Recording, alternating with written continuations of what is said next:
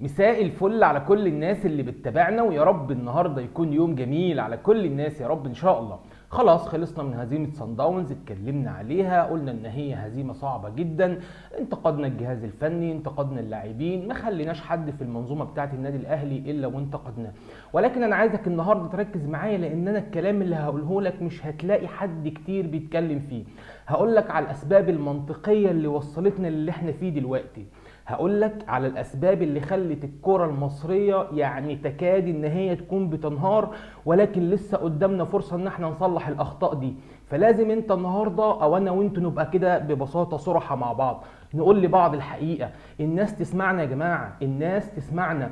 صحيح ممكن يكون صوتنا مش مسموع قوي، ولكن محتاجين الناس تسمعنا. عايزين الناس يا جماعة تشير الفيديو ده على اوسع نطاق، يمكن حد يسمعنا من المسؤولين عن الاسباب، ونقول الاسباب اللي ادت للكره المصريه انها توصل لكده، سواء الاهلي سواء الزمالك سواء منتخب مصر. شايفين قد ايه ان احنا واقعين افريقيا. عندك منتخب الشباب بيطلع من الادوار التمهيديه لبطوله افريقيا للشباب، ما قدرش ان هو يوصل نهائيات كاس العالم. عندك النادي الاهلي بيخسر من صن داونز مرتين بالخمسه. عندك الزمالك برضه لحد دلوقتي متزايد المجموعه هو والنادي الاهلي. فانت عندك انهيار كامل في الكره المصريه، حتى على مستوى المنتخب الكبير. كل ما توصل نهائي انت بتخسر. ليك قد من 2010 اخر بطوله انت خدتها، انت وصلت نهائيات اكتر من مره ما قدرتش تاخد البطوله. تعال انا اقول لك بقى النهارده ليه مش قادر تاخد البطوله. اولا لان انت ما عندكش جماهير، والنقطه دي يا جماعه مهمه جدا جدا بجد. انت النهارده بتدخل الاستاد بتلاقي 5000 10000 متفرج، 10000 بيشجعوا، صوتهم مش مسموع. انا يا جماعه شفت في اليمن اللي فيها حرب وفيها مشاكل والدنيا خربانه عندهم هناك، كان في نهائي عندهم ديربي عندهم 50000 متفرج يا جماعه جوه الاستاد. 50000 متفرج. انا متاكد وعارف ان الدوله المصريه تقدر ان هي تامن الماتشات، لان انت النهارده الكوره دي يا جماعه قوه ناعمه. الكوره دي قوه ناعمه. انت النهارده لو ما استغلتش الصناعه دي، لا يبقى في مشكله. فانت النهارده مضطر ان انت لازم تدخل اعداد كبيره جدا من الجماهير، علشان اللعيبه دي مش هتتظبط ومش هتلعب كوره غير لما تتحط تحت ضغط. لعيب ليه اكتر من 10 12 سنه، اكتر يعني ماتش دخلوا ماتش ولا اتنين في الموسم بيلعب قدام الجماهير بالكامل، ولكن باقي الماتشات انت ما عندكش جماهير. فاذا النهارده رقم واحد الجماهير.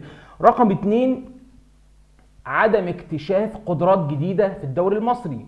يعني مفيش عماد متعب يا جماعه، مفيش عمرو زكي، مفيش حسني عبد ربه، مفيش محمد شوقي في نص الملعب. ما عندكش تخمه كبيره من النجوم اللي تصنع الفارق، مفيش.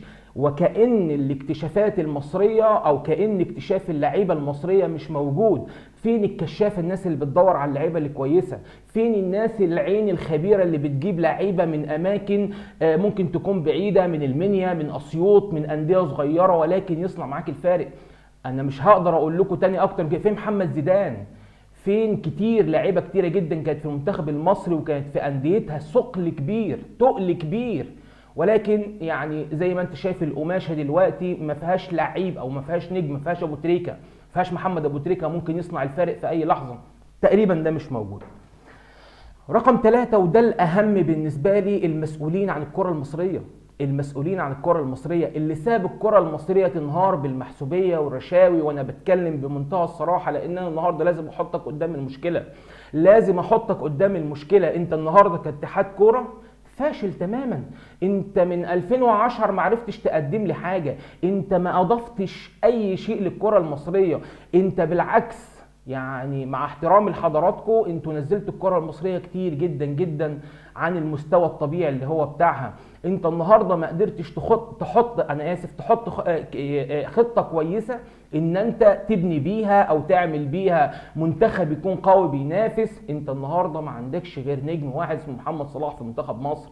هات لي بعد كده نجم تاني ساطع ضارب الدنيا ولا عامل مكسر الدنيا مع النادي اللي هو بيلعب بيه. ما فيش الكلام ده. فاذا انت النهارده عندك مشكله كاتحاد كوره. هتسيب الفاسدين؟ خلاص اوكي، ما عنديش مشكله. خلي الفاسدين اللي موجودين عندك بيديروا الكوره المصريه، بس اعلم علم اليقين ان انت هتدفع الضريبه كبيره جدا جدا، صدقني. اما على مستوى النادي الاهلي يا جماعه وعلى اخطاء النادي الاهلي، يعني اتمنى يا كابتن محمود، يا كابتن محمود اتمنى ان انت تقيل لجنه التخطيط. انا مش شايف لها دور اطلاقا في النادي الاهلي، ما شايف لهاش دور، ما قدمتليش نجم قلب الدنيا في الفريق، ما جابتليش صفقه انا حسيت ان هي يعني مظبطه الدنيا. احنا لحد النهارده يعني مش عايزين نتكلم على المستوى زي ما احنا شايفين. فاتمنى من كابتن محمود الخطيب يقول لنا ايه دور اللجنه، اللجنه دي موجوده بتعمل ايه. انا مش شايف ليها دور حقيقي يا جماعه، ما حدش يزعل مني. انا النهارده لازم زي ما قلت لحضرتك احطك قدام الحقيقه، احطك قدام يعني ان انا افسر لك كل اللي بيحصل حواليك. انا النهارده مش شايف دور للجماعه دول يعني بصراحه. فلازم النهارده النادي الاهلي ياخد قرارات رادعه على اللعيبه، ياخد قرارات رادعه على الجهاز الفني. لازم كل حد يتحاسب. صحيح في ناس طلعت من اعلام النادي الاهلي سواء الكابتن اسلام الشاطر او حتى ابراهيم المنيسي وقالوا ان في عقوبات هتبقى على اللعيبه، ولكن انا بالنسبه لي ده مش كفايه. في اسباب برضو اداريه ادت للانهيار اللي احنا فيه ده. يبقى انا قلت لحضرتك على الاسباب اللي ادت وخلت الاهلي والزمالك ومنتخب مصر كلهم واقعين في بطولات افريقيا، وحاجات كلها مهمه جدا. وانا اهم شيء كان بالنسبه لي الجماهير. الجماهير هي الصانع الرئيسي لاي نجم، لاي نجم.